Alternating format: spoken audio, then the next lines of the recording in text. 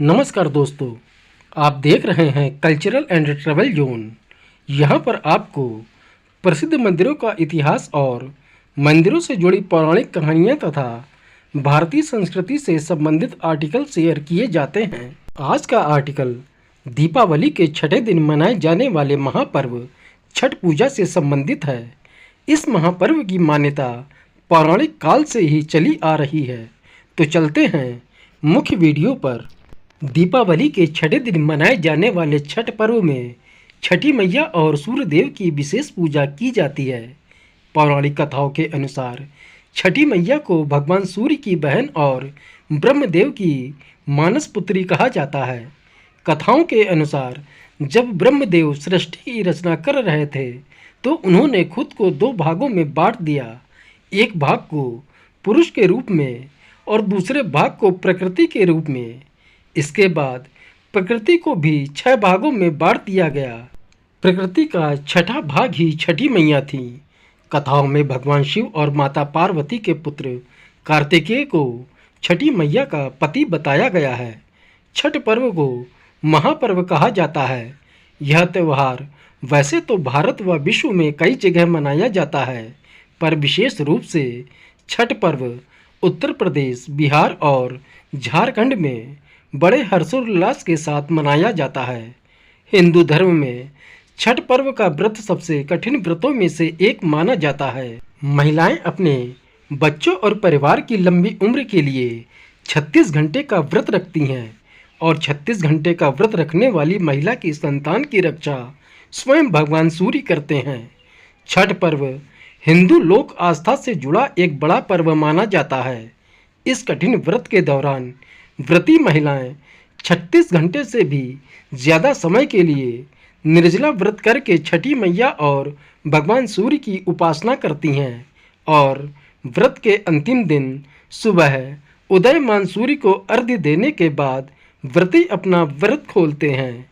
मान्यता है कि जो भी इस व्रत को पूरी शुद्धता, पवित्रता, साफ सफाई और सच्चे मन से करता है, उसकी मनोकामनाएं छठी मैया पूरी करती हैं।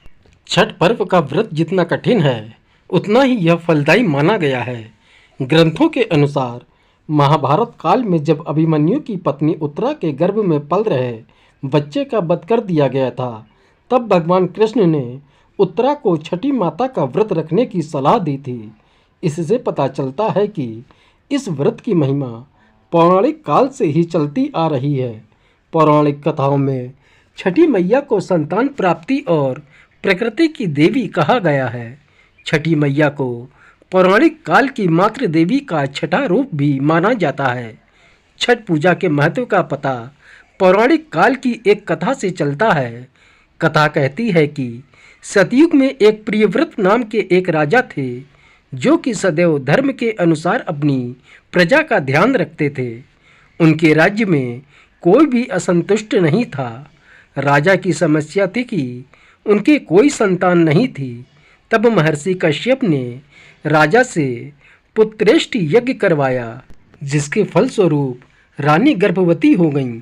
राजा को जब यह बात पता चली तो वह बहुत प्रसन्न हुए और संतान के जन्म की प्रतीक्षा करने लगे। नियत समय पर रानी ने एक पुत्र को जन्म दिया, पर दुर्भाग्यवश वह संतान जन्म से पहले ही मर चुकी थी। यह देखकर राजा को बहुत दुख हुआ। जब राजा मृत संतान को लेकर शमशान गए तो मानसिक पीड़ावश उन्होंने आत्महत्या करने की कोशिश की। उसी समय षष्ठी देवी वहां पर प्रकट हुईं और देवी ने राजा से कहा कि आप मेरी पूजा करें और अन्य लोगों से भी पूजा करवाएं। ऐसा कहकर षष्ठी देवी ने राजा की मृत संतान को जीवित कर दिया। तब राजा ने बड़े उत्साह से षष्ठी देवी की पूजा की। तभी से षष्ठी देवी यानी छठ मैया के व्रत की शुरुआत हुई। दोस्तों, आर्टिकल आपको कैसा लगा कृपया कमेंट बॉक्स में बताएं और हमारे अन्य आर्टिकल के लिए इस चैनल को सब्सक्राइब करें। वीडियो को लाइक व शेयर करें। मिलते हैं अगले वीडियो में, तो आइए मिलकर बोलें जय छठी मैया।